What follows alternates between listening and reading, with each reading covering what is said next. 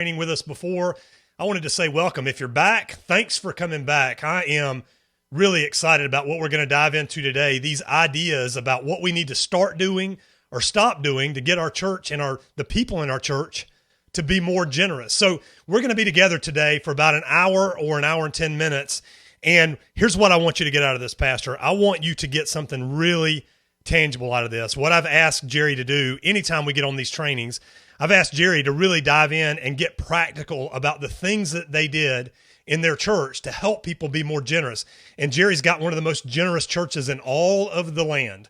Okay, so if you're thinking now, I wonder why these guys do this. Here's why we do these trainings. We do them for one reason. We want to be able to add value to you in such a way that we can build influence with you so that we earn the right to talk about this whole church discipleship model we call 24 to double, so we can earn the right to talk about that for about 8 or 9 minutes with you today, okay? So here's what I want you to do. Get your pen and paper out because we are going to deep dive into this. There is a massive amount of information we're going to cover here in the next hour, and what I want you to be able to do is to take 1 or 2 or 3 things away that you can go back in your church today and implement, okay? So before I get Jerry on and unleash him on you, I want to give you a quick rundown of just some of Jerry's history and his background. Jerry is the lead pastor at Daystar Church over in Coleman, Alabama. And Daystar, when Jerry took it, was a 60-year-old church with 60-year-old people. I've heard him say that a number of times, which is just amazing because now they're worshiping in 3 physical campuses and 1 online campus with more than 3,000 people every week. And he has assured me that he has committed all 50 of the 6 things pastors do to kill generosity. So, Jerry, thanks so much for taking the time to be with us. Looking forward to what you've got to share with us today. Hey, thanks so much, Richard, and thanks to every pastor, staff member, everybody, volunteer that's on today. I am so passionate about this because I have gone through the financial woes of church. Our church, before we relaunched it as Daystar Church, our entire annual budget only 16 years ago was $60,000. That's all that came in the first year. And today it's in the millions. And we have learned how to grow our giving and grow our generosity, nurture givers through the processes they need to go through. Hey, I've been through the wars. I have struggled financially as a church and personally because of that. Man, I can tell you stories about going through economic crises as a nation and how it affected our church. I can tell you about having hives on my back, weird, just stress-related because of the finances. But here's what's bigger. Since we've been tracking the per capita giving, per person per capita giving, we have more than doubled that. Now, if some of you right now are listening and you don't even track that, you don't even know what each person gives per week or per month. You see, if you're not focused on it, there's no chance you're going to fix it. So when we started focusing on it, we realized how terrible it was. We were 60% of the national average. Now we're 40% better than the national average. And we're largely in Alabama. We're in Alabama. Most of our campuses in rural settings, and yet our giving is above 40% above the nationwide average. That's through some hard work and focused determination. And I want to share that with every person listening today, Richard. Yeah, that's awesome, Jerry. And before we move on, just so you guys know, Jerry is the subject matter expert when it comes to church growth. My role in all this is to build the engine so that you know about the training that Jerry's doing.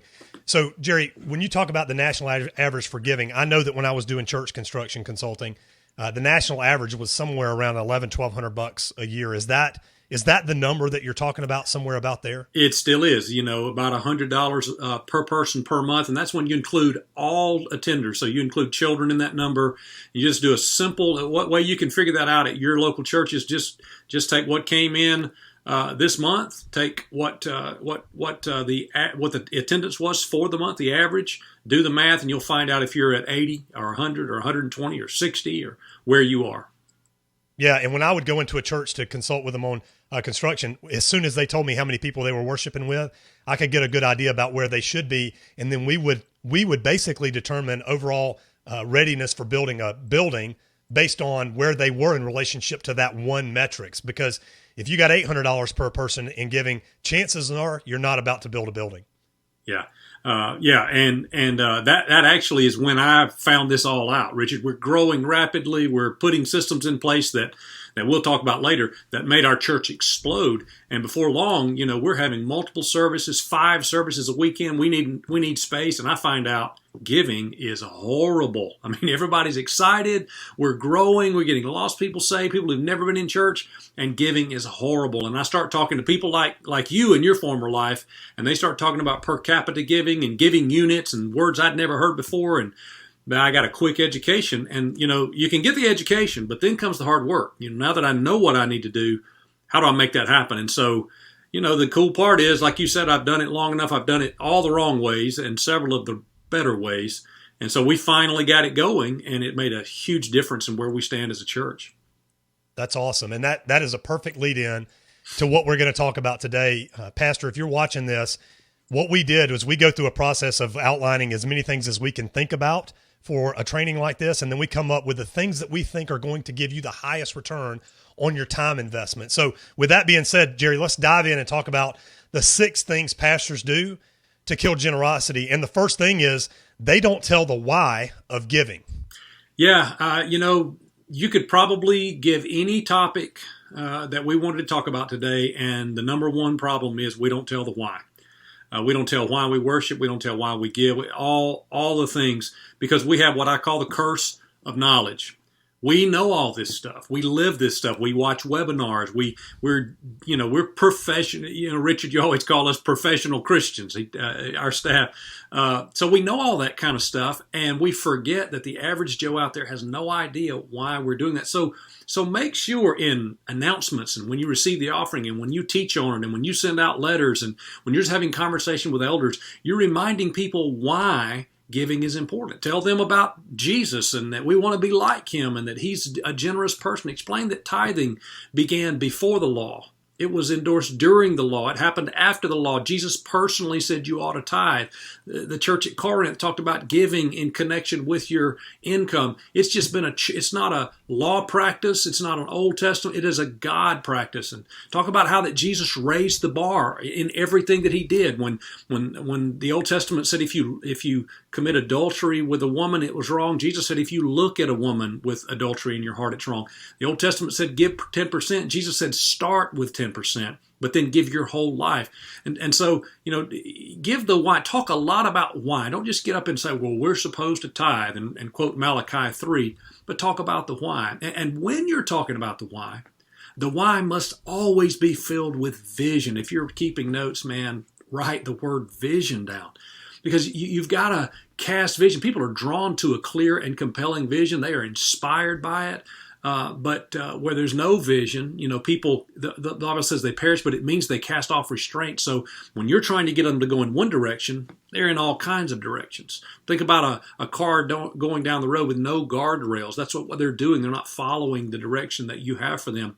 And that includes in their giving. So, you want to tell your people that, hey, we are changing the world. And here's how we're changing the world. And you know what? Your giving is a big part of that. So you're casting a clear and compelling vision, and you are giving them the privilege of helping you to participate in that vision with your time and your talent and your treasures. And the last thing I'll say about the why before we move on is make sure you tell all the whys.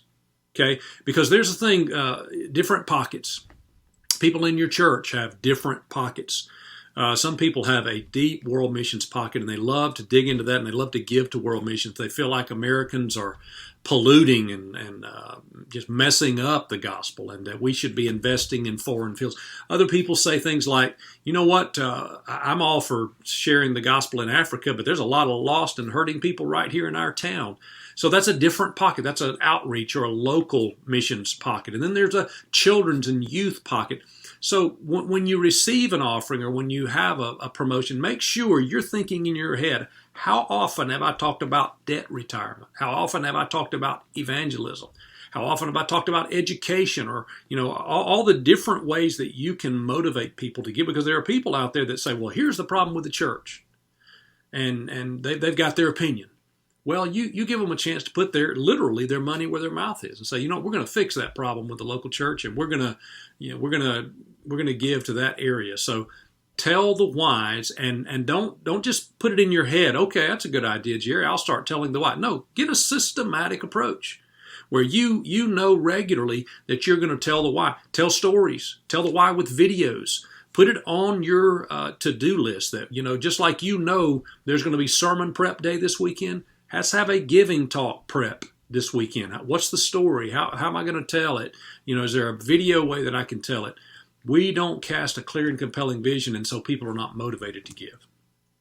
Yeah, and I think, Jerry, too, being the guy that's the in the crowd guy, the only one on the call today that sits in the crowd and watches everybody else, here's what I would say for you. I had to learn to be generous as an adult. It wasn't something that I picked up in my childhood. I think my parents probably taught it, but it didn't click with me, and I'm like everybody else. I graduated from college, started spending more than I was making, and fear kept me from being generous. So as an adult, I had to learn to be generous. My church taught that to me. Now, I already knew Jesus, so that's the number one thing that I've learned from my church. Pastor, don't forget, you're not asking them to do something for you, you're asking them to do something for them. And that is a huge reason to tell the why. And I think you can, Jerry, you hit the nail on the head with the video thing. I think, Pastor, you absolutely can get testimonies from people. They don't have to come on and say, I gave this amount, but they can come on and say, hey, we weren't generous. We started being generous. Here's how our life got better. I think that's huge. Absolutely. Hey, number two, this is a big one too. The number two reason that churches kill generosity or pastors kill generosity is they don't celebrate the wins. Yeah, just like number one, number two, we could probably talk about that in so many different areas. We are so focused as leaders on the next hill we need to climb that we never, stop at the top of this hill and get excited about it. We scored a touchdown. We want to go score again. We never spike the ball and jump up and down with the team. And so even if you do a good job of that, are you doing that in the area of generosity specifically? Because this is an area that pastors struggle in. And, we don't tell people that, hey, your giving allowed us to do this. Because you were generous, we were able to do this. And tie those things together. Don't make assumptions that they're figuring it out. You tie it together. There's kind of been a wall of separation in the church. And there's like the spiritual things. And then there's the financial things. And you need to just get past that, Pastor, and you need to realize that our financial things are spiritual things. And Jesus said that's your heart is right where your treasure is. You cannot separate those things. So for instance, if you have an annual business meeting, oh my God, I've been in some of those where all you do is talk about numbers. And so people's mindset is they're trying to figure out, what's wrong with the numbers. Can I understand the numbers? Did they spend too much here? Could we do a better job of that? So what you need to do is you need to quit that process. And you need to start publishing an annual report. And it basically is a celebration that includes the financial numbers, but it's more than that. So all the numbers that matter, the numbers that are important, things like how many people were saved, how many newcomers came to our church, how many social media interactions we had this year. If you're doing an online campus or if you're just live streaming your video, how many people are watching online, how many baptisms, all those numbers. How much did we give to world missions? And because we've done them differently every year. A lot of times we'll print. When we first started doing it, we would print them out in probably 25 pages and hand them out at the door. And I would say things like, hey, we want everybody to see this. We're not going to have some secret business meeting. Take this home, show it to your neighbors, grab one for your nosy neighbor who keeps asking you questions about our church, hand one to him. We're celebrating what God has done. And that gives people the impression that this church is transparent. It's a safe place to give. We can have confidence in this place. There's a reason why when you go to a bank, it's built with stone columns or it looks very solid, tall, Corinthian type look. They're trying to tell you symbolically that you can trust this house, you can trust this place. To that point, the guy receiving the offering needs to be trustworthy. Listen, we've got a guy leading worship that's tattooed from one end to the other. He's got gauges in his ear, but I don't let him receive the offering. He is a long way away from that offering bucket because I don't want anybody to think that you can't trust or that you don't have maturity handling those finances. So you're showing them when you throw out an annual report that, hey, this is a place that can be trusted. So you see it's a video. You just click on there and we did a video report, but underneath you can see the PDF copy. And there's a lot of different ways to do that. But basically that is us celebrating that God has done something amazing. And the truth is we publish less details probably about the finances than maybe your church does.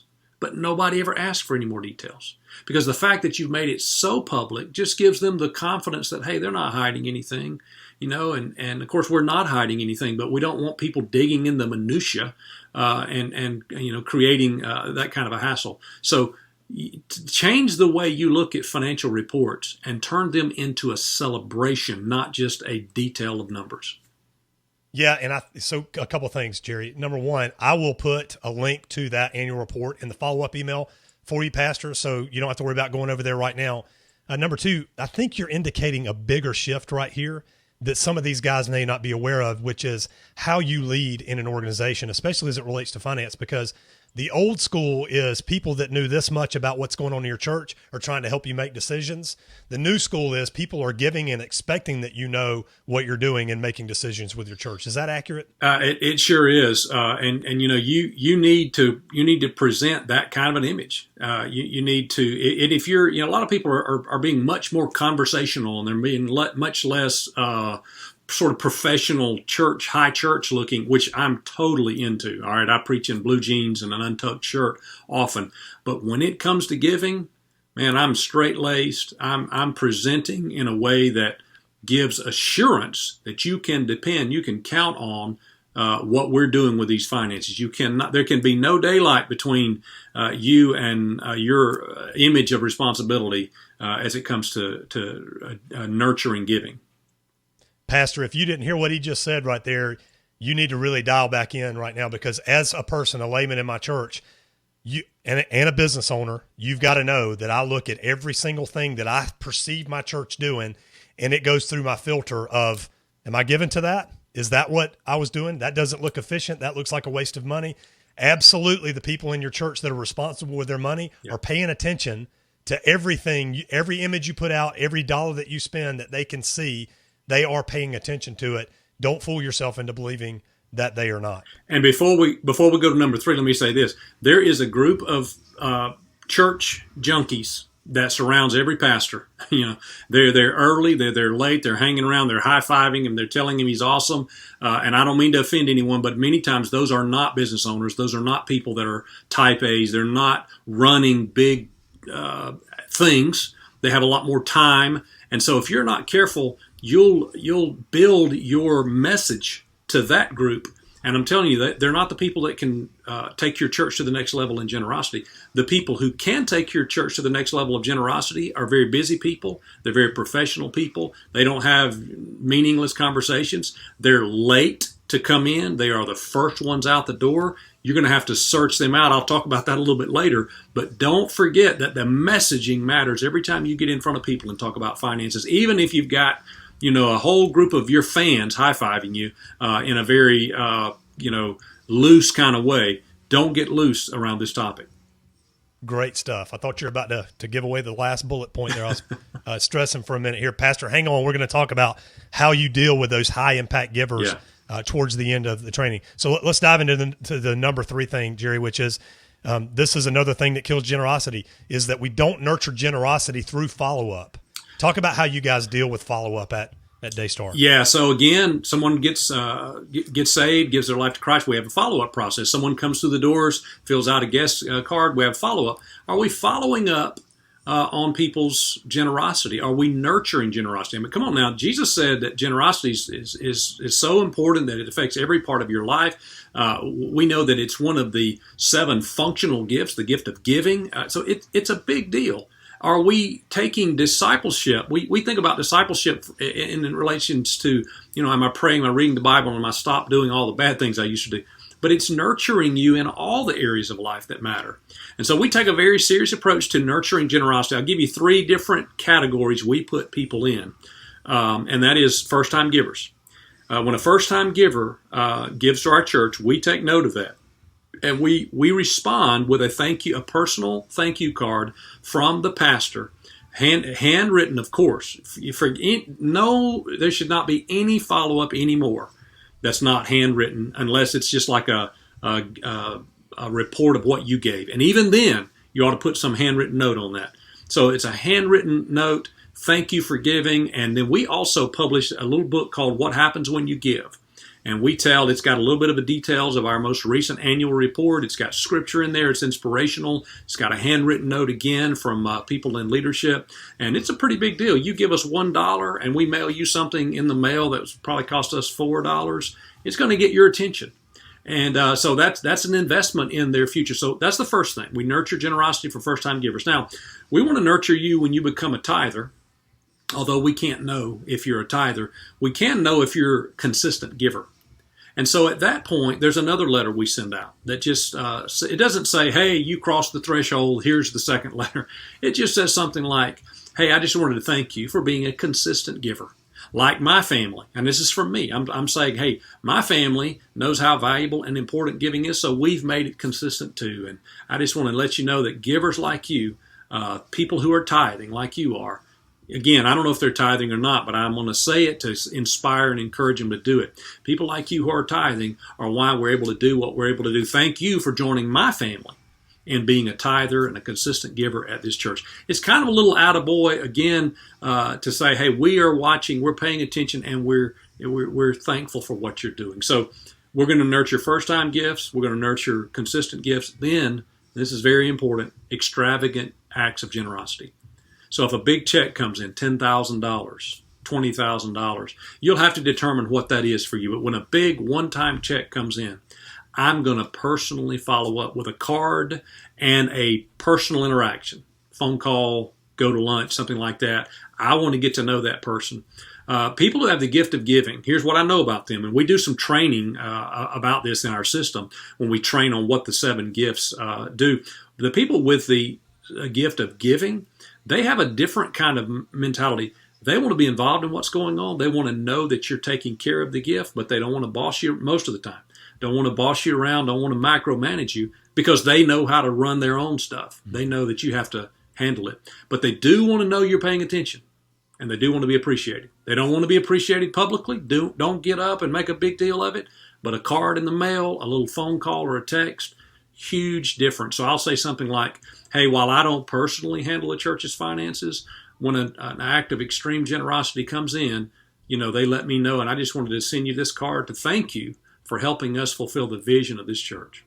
Yeah, that's huge, Jerry. And the question that's on my mind as you're talking about that is this. I wonder what percentage of those big checks were a stretch in generosity. And here's what I mean by that. It's not 100% of them. Some of those big checks were just somebody leaving a tip. Yeah. And Pastor, here's what you need to know. The people that, and I know my friends that write big checks to my church and to other churches, there's a lot more where that came from. Yeah. There's a lot more generosity in there. The crazy thing is somebody else is beating their church to it. Yeah. Another ministry organization that's doing a better job of telling the story. Yeah. Doing a better job of showing the impact on those people's lives, and they don't even get to stand in front of these people every week. Yeah, and so go ahead. Just jump in. Here's your problem, Pastor. You are consumed. You're probably like me. You're saying we could do so much more if we had a bigger budget. Probably if I ask you to name the top 3 things that would make your church grow, all of them have to do with more funds. My question to you is, what are you doing with your time? Are you addressing the funding issue with your time? Well, you are right now, and God bless you for that. But you know what I found out I was doing? I was on the front line of ministry too often. I was counseling drug addicts. I was counseling, struggling teenagers. I was counseling and spending my time with, people at the bottom level. And here's the deal. We need to counsel them, but there's somebody else that can counsel them. True discipleship means that I replicate myself and let them do that, but there's only one person who can go talk to that extremely generous person and nurture more generosity. Remember, I'm not squeezing him. I'm not trying to manipulate him. He's been given a gift and a responsibility from heaven with that financial ability that he has. So actually, I'm serving him. I'm giving him an opportunity to serve in his gift. So I'm not nervous about it at all, but you're going to have to create time for that to happen. Oh, Pastor, I hope you heard that, because for some of you, Jesus just set you free through what Jerry just talked about right there. Mm-hmm. You don't have to do everything, but you got to do the important things. That's for sure. And nobody else in the church can do what Jerry's talking about at Daystar, but other people have a better gift of counseling than Jerry does in his church. I promise you that's true. I know Jerry. No doubt. No doubt. We've had this conversation before, and there's a lot of you going, is that true? Let that be true. Let that be true that I don't have to do all the counseling. Let's dive into number 4, Jerry. The fourth thing we do that kills generosity is we don't build momentum and increase givers. Dive into that for us. Yeah, so momentum fixes almost every problem in your church. Think about momentum like this. I've been out on the West Coast and enjoyed the beautiful scenes of the waves coming in. Think about a surfer when the tide is high, riding the momentum of a wave. Well underneath him are sharp rocks and jagged edges, and all kind of problems. But because he's on momentum, and he just flies right past them. When the momentum is not there, man, it's dangerous.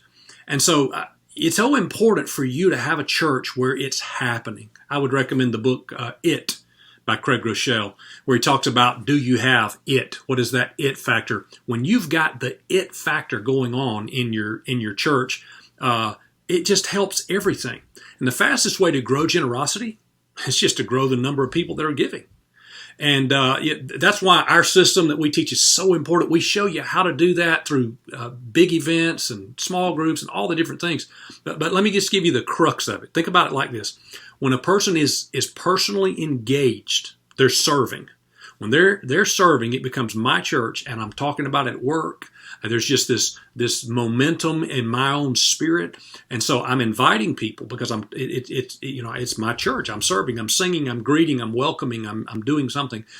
Also, when people are engaged, they're giving. You probably already know this, Pastor, if you paid attention at all to your givers. The people who serve in the church are the people who give in the church.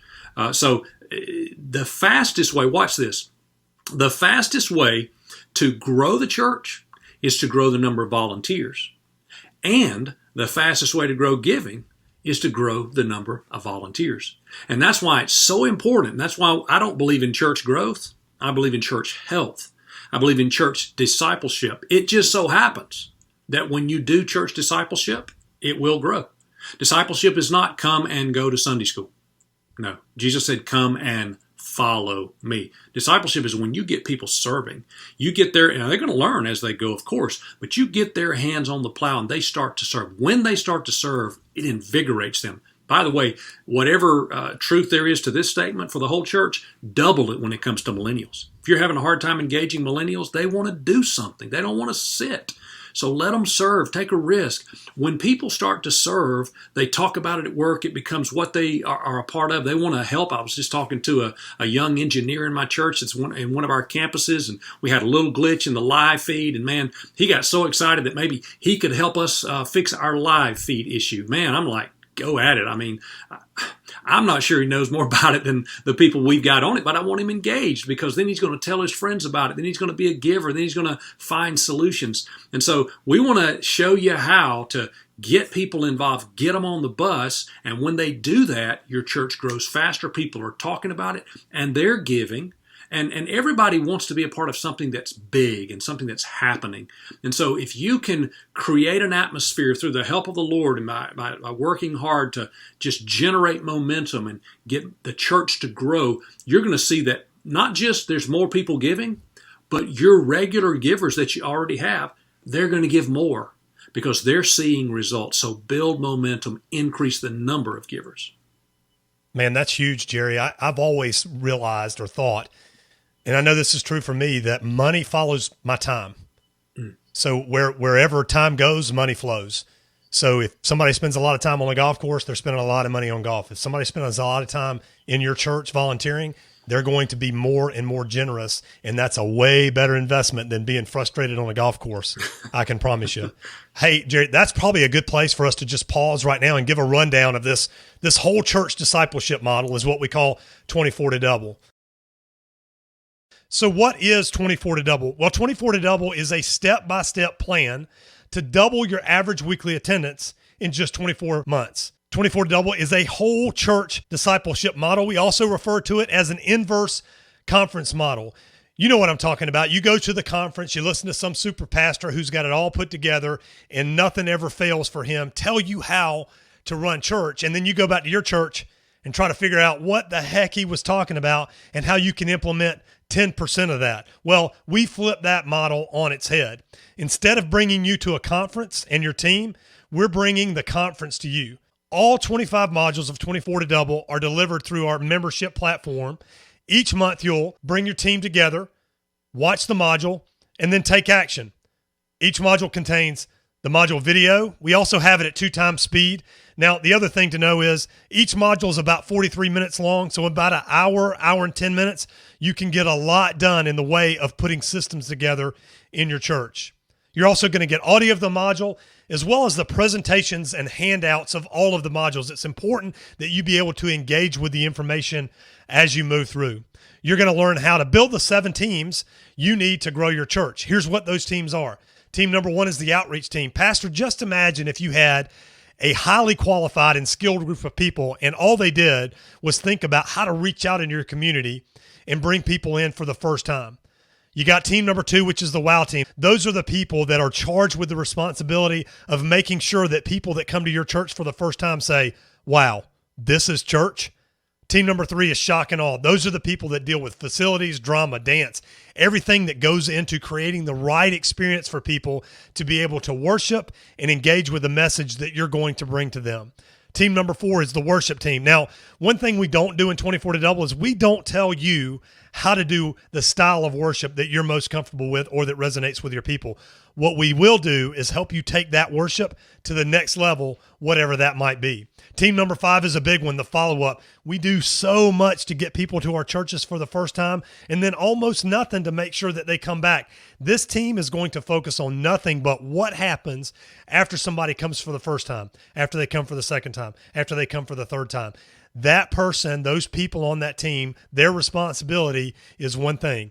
That's to follow up and make sure that we make the most out of those invitations that the people in your church work so hard to make. Team number 6 is children. Can't say enough about children's ministry.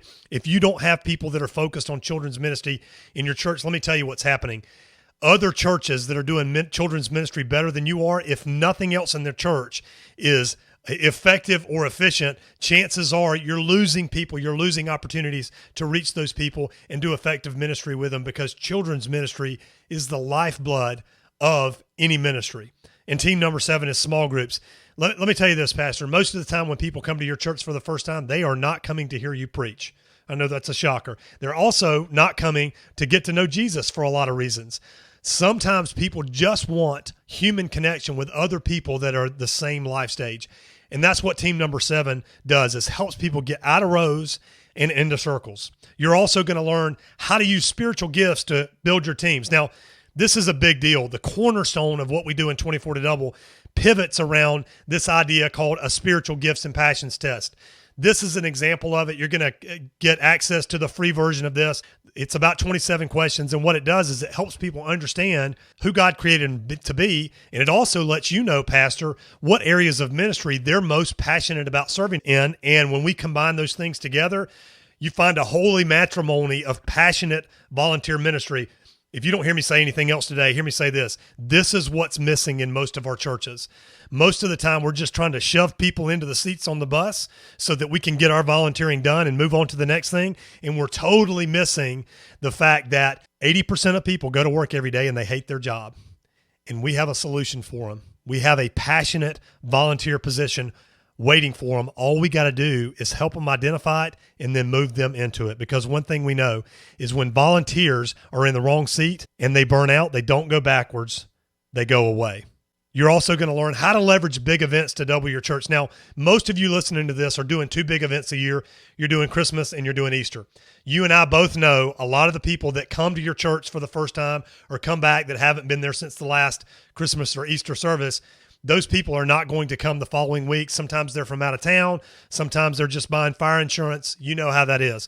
We're going to teach you how to do 4 big events a year, not just Christmas and Easter, but 2 other events, because we know big events are the source of new people in your church. Everything in 24 to Double is delivered in the same way that you're consuming the content that we're on right now. We deliver all of it online. You can use it on demand, plan the meetings on your schedule. We also do a live monthly Q&A with Jerry Lawson, the pastor at Daystar, whom we're talking with today, as well as alumni that have been through the 24 to Double process. Here's the bottom line. We know that the most effective way to create momentum in your church, Pastor, hear me say this, the most effective way to create momentum in your church is with you leading the conversation with your team inside of your church. 24 to double is also incredibly cost effective. Let me give you a rundown of how we got to where we are with this 24 to double process online. Iteration number 1 was Dr. Owen Weston consulting live with Jerry and his team at Daystar. Jerry told me they were running about 500 people. Dr. Weston was charging about $3,500 a month, plus his travel, and the total for that got to be about $5,000 per month. And let me tell you this, Jerry just told me this before we started the training today. That $5,000 a month they invested in that was the best money that he spent. Absolutely worth that. But for a lot of churches, that's just not possible. So iteration number 2, Jerry went to Dr. Lawson and said, hey, how do we take this information and put it in such a way that more churches can benefit from it without the high cost? And also, how do we make it more scalable so we can teach a lot of churches at one time? And so what they did was 24 to double live. They did 24 events month after month for 24-month sequences, and they do a 24-month loop. And everybody listening to this is in the event business. We all have a big event that's coming on Sunday. You know, many of you are cringing going, oh my gosh, that's a lot of work to be able to do 24 live events. And it absolutely was. Plus, the cost of it was only $200 a month, but when you put in travel and hotel, eating, and travel, gas, that kind of things, we're looking at about $540 a month that pastors were spending month in, month out, which adds up to about $13,000 over 2 years. Still a great deal. In fact, it was almost a 90% reduction from the $5,000 a month, but still puts the training just a bit out of reach of a lot of churches. The average church in America just can't afford to spend $13,000 over the next 2 years on training. So iteration number 3, what we wanted to do is we wanted to be able to come back in and say, hey, can we do it again? Can we reduce by another 60, 70, or 80% to get that cost down where it's manageable for literally any church? And I'm glad to say that we were able to drop it another 81% and offer it to you for just $99 a month. But it even gets better than that. If you get involved in 24 to double today, you can get all 25 modules for 15 days for the grand total of just $7. We're even going to send you an email after 12 days that says, get out, because Pastor, this is what we know for certain. We want pastors that are either all the way in or they're out. We're not looking to just get you into this program. We are trying to keep the church alive in America by putting some quality training out there that's going to help you build the systems to grow your church. And all you got to do to start that process is click the button below and get started. Now, let me tell you what our promises to you are. First promise is this: 60-day money-back guarantee, no questions asked. You can kick the tires on 24 to double for 60 days. After that period of time, you'll be charged a couple of times. We will gladly refund your money. If you call us back up and say, we think you guys smell funny, we'll give you your money back. The other promise is this. Now, this is the some questions asked promise. If you implement 24 to double in the next 24 months and you're not satisfied with the results, we'll refund your entire investment, Pastor. That's right. We will give you every bit of your money back. Now, let me tell you this, one caveat to this. We've been doing this about 4.5 years so far. Not only have we not refunded anybody's money after the 24 months, we've not even had anybody ask. Every single person, every single church that has engaged this process has seen significant results. Our last promise is this: there's no contracts you can cancel anytime. We're not going to hold you to it because we want you using this to impact people and reach people who are far from Christ in your community. Let me talk about who 24 to double absolutely is for. It's for the Gap pastor. No, I'm not talking about pastors that shop at the Gap. I'm talking about pastors that know that there's a gap between the ministry you are called to and the one that you're experiencing, and they're ready to do something about it. It's for the pastor that's tried everything else. I know there's a million different ways to do things out there. There's a million different people teaching church growth systems. We get all that. So let me just tell you this. I'm going to peel the cover right now just so you'll know what our secret sauce is. Our secret sauce is helping you refuse to do it all and partner with people in your church to reach lost people. This system is a whole church discipleship model because we are encouraging you and forcing you to engage people in the process of discipleship. And all you've got to do, Pastor, to get started is click the button below. Now, let me talk to you about a couple of different bonuses we're going to throw at you if you get started today. We're actually going to give you 8 sermon series notes. Jerry is incredible at sermon preparation. He might have 8 to 10 to 13 pages of notes for every sermon. You're going to get those notes from 8 different sermon series as well as his stage notes, which is a massive amount of information. You've got the 30 Days to Live, Got Junk, Crazy Love, Misfortune Cookies, warrior, generosity, and there's a few others. Bonus number 2 is you're going to get the free version of our volunteer gifts and passions test.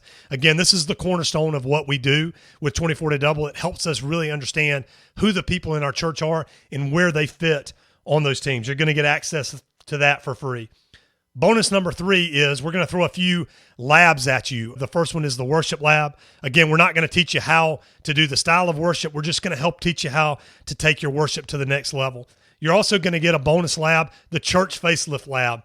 One of the things that Daystar has done a great job over the years is pinching a penny and figuring out how to create unbelievable environments on a tight budget. We're going to teach you how to do that in this lab. And then the last lab is the pastor's breakfast lab.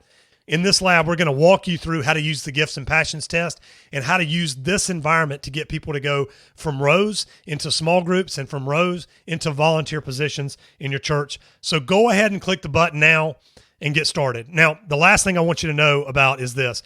We understand that we would be asking you a crazy ask right now if we were saying, hey, we want you to commit to doing something for 24 months. That's not what I'm asking. All I'm asking you to do is to call a meeting. In fact, we know that you need to have a meeting to engage this process. So what we did was we went out and created a team meeting agenda for you. So this is the agenda along with the investment schedule and team handouts, as well as a video with Jerry spending about 10 or 12 minutes talking to you and your team about the 24 to Double process. We wanted to take the weight of explaining this to other people off of you, put it squarely on our shoulders so you can make a good decision about 24 to Double. So let me give you a quick rundown of everything you're going to get if you sign up today. Number 1, you're going to get the 25 modules of 24 to Double, where we teach you how to do the gifts and passions test, build all those teams, reinforce those teams, and staff those teams with staff and volunteers. Secondly, you're going to get the 8 free sermon series I mentioned a moment ago. You're also going to get the free version of the gifts and passions survey. You're going to get live monthly Q&As with Jerry, myself, and then alumni of 24 to Double. And then you're going to get all the bonus modules that we mentioned, the one on the facelift for your church, the one on worship, and the one on the pastor's breakfast. But more importantly, what you're going to get is a scalable model for reaching people who are far from Christ, but right outside the doors of your church. And you can get access to everything I've talked about, all 25 modules of 24 to Double, plus all the bonus information for just $7. And all you got to do is click the button below to get started.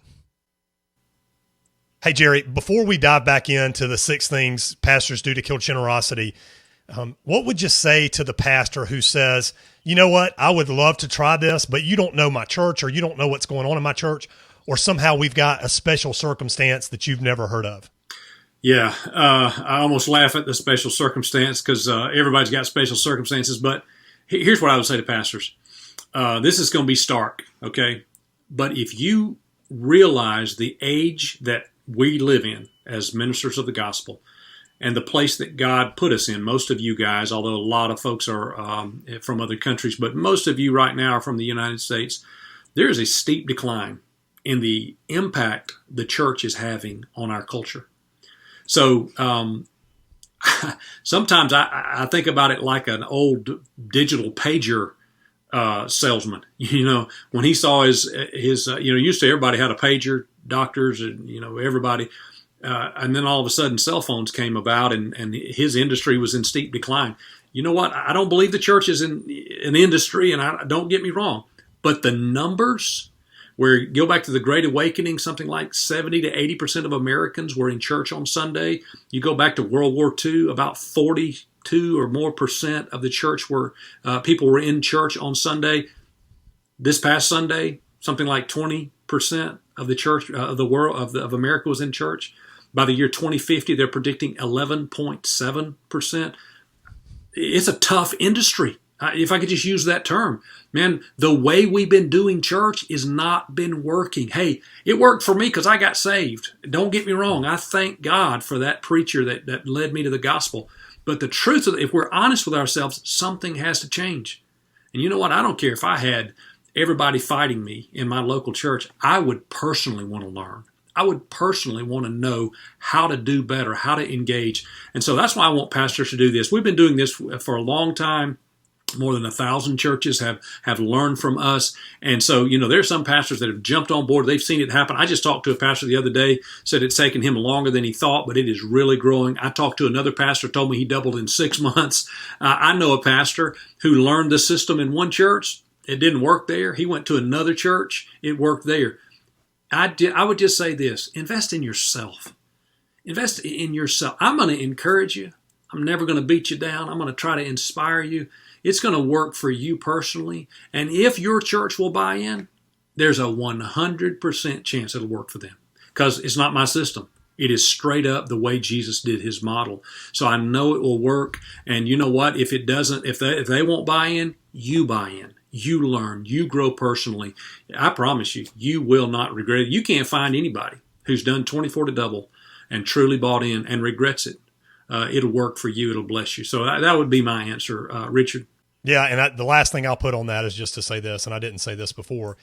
The biggest changes that we're seeing are not even in the growth. Some of the growth is crazy. And the churches that are doing this, they're definitely having an impact there.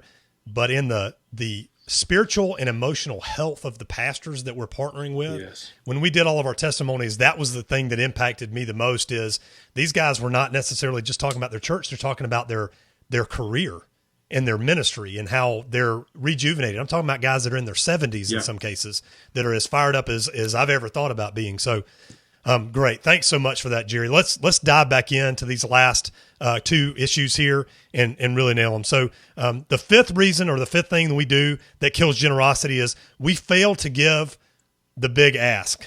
That's huge, Jerry. Talk about that and how you do that at Daystar. It is. And I want to tag one more thing about 24 to double before I go to number 5. And that is one of the reasons why people are refreshed. I believe pastors are refreshed in this teaching and training, and why Richard was saying that, not only is the church growing, but pastors are feeling better, is I'm not going to step up on the platform like all these conferences I go to, where essentially many of those speakers give an illusion of what's going on and make you feel terrible about what's going on at your church.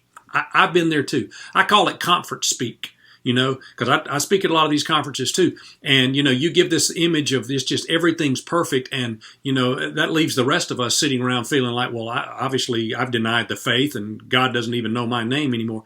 That's not what 24 to double is. This is a real guy pastoring real people every week.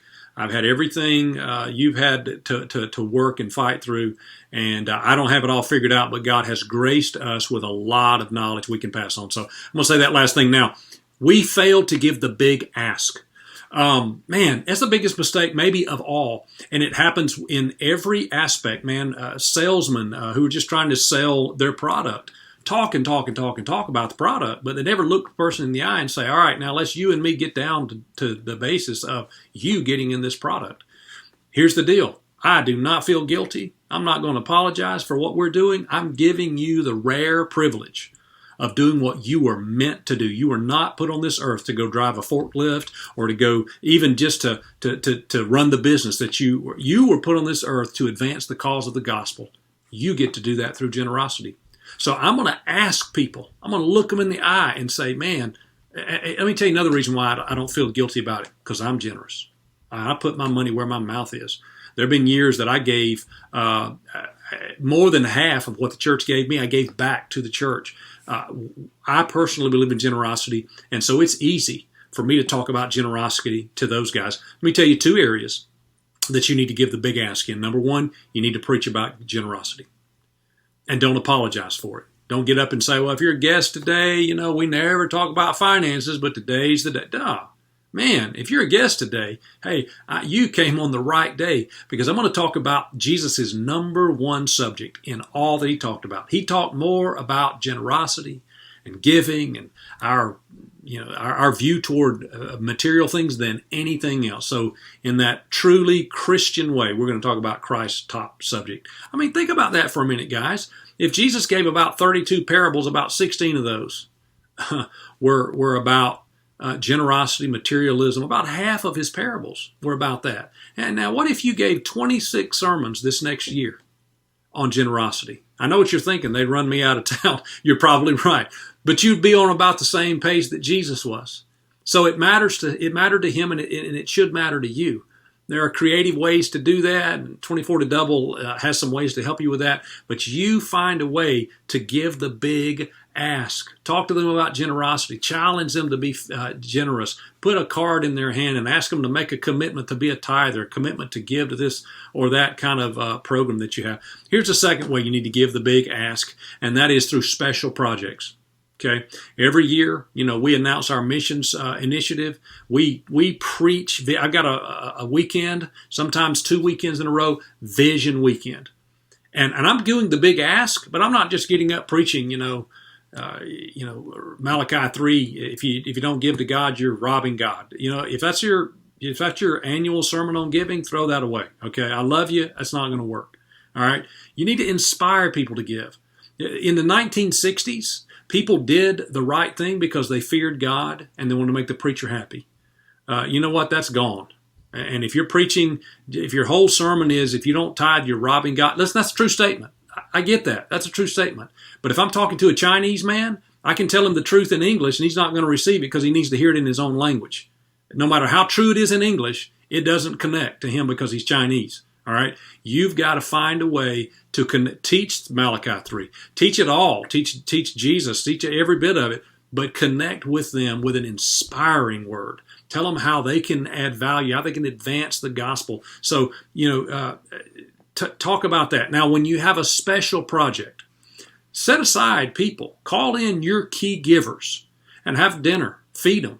Blow their mind by saying, hey, guys, you guys have been so generous this year.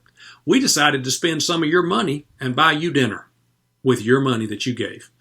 Well, you talk about getting the attention of a business owner, that kind of language, that's what he's thinking anyways. Can I get an amen, Richard? Amen. That's what they're already thinking anyways. Hey, I gave that money anyways. Well, I bought you a dinner with that money so that I could tell you that, here's what you did. Here's how you gave. Here's the big picture. And to ask you to do more. To tell you that we have this amazing vision. I like to tell my people like this. We have enough vision that will reach from here to the moon. But it's going to be your generosity that determines the pace that we fulfill that vision. If you have no generosity, we don't get off the ground. If you have some generosity, we'll get to the clouds. But our vision reaches to the moon and back. And we want you to, you have to fund that generosity, that vision with your generosity. So tell them the why. Cast vision to that elect few, then tell the same story to the whole church on a vision weekend. But you help people to feel special when you call them aside. Well, preacher, if I do that, people are going to talk. That's right. What would you rather deal with? The fact that people are talking a little bit, or the fact that you can't fulfill the mission of God because you don't have enough generosity in your church? You have to pick your poison sometimes. And there's going to be some of that. At some point, you're going to invite people into a room and other people don't get to be in that room. And that's going to be difficult. But guys, that's why God called you to such a high calling, because he knew you could do the difficult things. So that in a nutshell is the big ask. We could talk a whole lot more about that. But you know what? You just have to look people in the eye and say, hey, I'd like to ask you to do this. The idea of generosity is really twofold, Pastor, in church. Number one is, should you be generous? And I think we all know the answer is yes. The number two question is, should you be generous here? Right? So you have to make the case for that. And I'll tell you, so I give automatically every month to my church. And I give automatically because I want to be generous in my life. But I just wrote the biggest check I've ever written to my church because they're building, they're adding on to the student ministry area in my church, which I've led a small group in my church of high school boys for 7 years. That sounds weird. They haven't been in high school for 7 years. I'm on my second round with these guys. But the reason I wrote that check, Pastor, is because I didn't want to miss out. So I give monthly because I want to live a generous life. I gave to this project because I didn't want to miss out on what God was doing. And somehow my church was able to create that emotion in me. Hey, they asked, and they did a very pointed ask.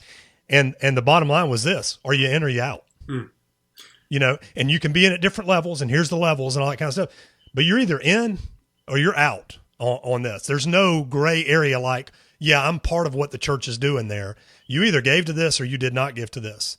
And I think that's a huge tension, if you will, to be able to create in people, generous people, to be able to be more generous. And I love the fact that you talk about getting face-to-face with people and asking them, because generous people will respect that.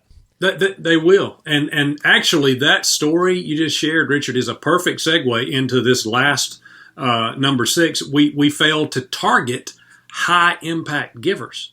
Here's what you need to know in your church. The most effective leaders, the most generous people, the most wealthy people in your church are the most lonely people in your church. Stop for a minute and realize that. That's not my opinion. It's a fact.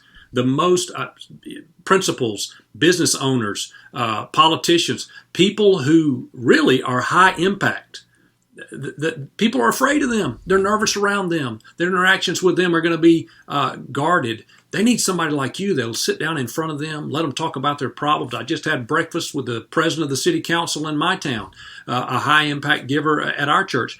I sat down, I talked with him because those are the kind of people. Listen, I'm not manipulating that guy. Man, we've developed a close bond, and I love that guy. But I recognize that those are the kind of people who have a million acquaintances, but very few friends.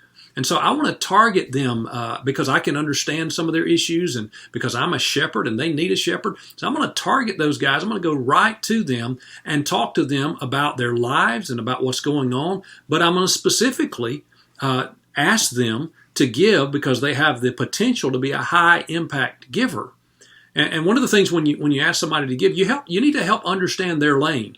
Richard just told you that he gave an outside of his normal giving, biggest check of his life, to student ministries. And he said that I've been serving for 7 years in student ministry. See, that's his lane. He's passionate about that. And he's giving in his lane. You need to know what the lanes are in your church. And you need to talk to high impact givers about their lane. We have a guy in our church who is a high impact giver, and we recently needed to upgrade a lot of video stuff. I needed tens of thousands of dollars, and this guy happened to actually own an NBC station before he retired. I went right to him and said, "Hey, we need new cameras. I need $25,000 for new cameras. Would you be willing to give $25,000 for new cameras?" You know what he did? He gave me $25,000. I wish I'd asked for $35,000. I just couldn't do that, Pastor. I mean, it feels weird. It felt weird to me too. Boy, it felt different when he handed me the check, though. So I'm gonna let you jump in, Richard. I got more to say. I feel like you want to add to this. Jump in and talk about this same number 6. No, I don't want to say a lot here because we're running up against our clock right here. But the guy in me that's always been a business leader or sales leader, all that kind of stuff, really just wants to communicate to you, Pastor, you need to do this. And let me give you a simple exercise to get the ball rolling on this, because you're all going to do this in the next 24 hours. You're going to walk in somewhere and you're going to get a cup of coffee. I know this is a weird transgression here. When you walk in, just ask for a 10% discount. Wherever you go, Starbucks, McDonald's, start developing that muscle of asking that awkward question. Mm-hmm. So that when you sit down with somebody, it's not the first time you've ever done this. Just ask people an awkward question. Your chances are you're not going to get a discount. And if it's a $2 cup of coffee, you're only going to get a 20-cent discount anyway. But it's awkward. And what I'm telling you is get over the awkward part of that, because you're not doing something for you. You're doing it for what God has called you to do. And these high impact givers have the potential to fund everything you've ever prayed about in your ministry. Hey, Jerry, let me do this. So since we're right up against the hour here, let me do this. Let me give you guys a quick rundown of what you get if you get involved in 24 Double Today, and then you and I'll wrap up. Sounds good. So here's a quick recap. If you get involved in 24 Double Today, you're going to get all the 24 Double modules. You're going to get the 8 free sermon series. That's 34 messages that we talked about. You're going to get access to our Gifts and Passion survey to be able to help you use as a catalyst to get people to move out of rows and into volunteering in your church. You're going to get access to our live monthly Q&A with Jerry and myself and our alumni. And then you're going to get the bonus modules that we talked about. And more than anything, you're going to get this scalable model for reaching people that are far from Christ, but right outside the doors of your church. I hope you'll go ahead and click the button below and get signed up today. Okay, that's it. Jerry, thanks so much for taking the time and putting some soul into this today. I know that the pastors that are with us, if they stayed this long, you and I both know these are the guys, the men and women that you and I are called to impact with this thing called 24 to Double. So thanks so much for taking the time to do that. Hey, guys, I want to tell you, too, I love and appreciate you for what you do. I believe in you. I know you have your critics, but you just need to know, I've walked with you through it. And I know that you didn't do it because you wanted to be famous or rich. You're doing what you do because you heard from God. And that puts you in very elite company for me. So I love you and I appreciate what you're doing, and I'm praying for you. Super. We hope to see every one of you inside of the 24 to Double platform. If not, we'll catch you on the next training. Thanks so much for taking the time to be with us.